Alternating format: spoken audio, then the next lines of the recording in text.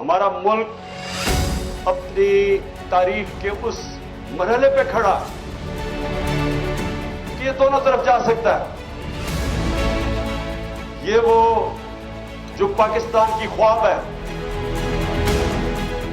जिसके लिए इतने लोगों ने कुर्बानियां दी, ये उस ख्वाब की तरफ भी जा सकता है और ये तबाही की तरफ भी जा सकता है।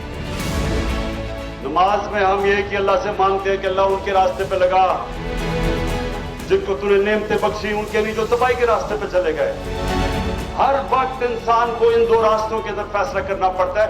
नमाज ही आप इसलिए पढ़ते हैं, नहीं तो नमाज क्यों पढ़े? नमाज में तो अल्लाह से एक चीज मांगते हैं, बाकी तो उसका शुक्रिया अदा करते हैं, उसकी तारीफें करते हैं। मांगते तो आप वो रास्ता है जो इंसान की अजमत का रास्ता है, वो नहीं जो तबाही का रास्ता है। उससे बचाने के लिए आज हमारा मुल्क उधर खड़ा है।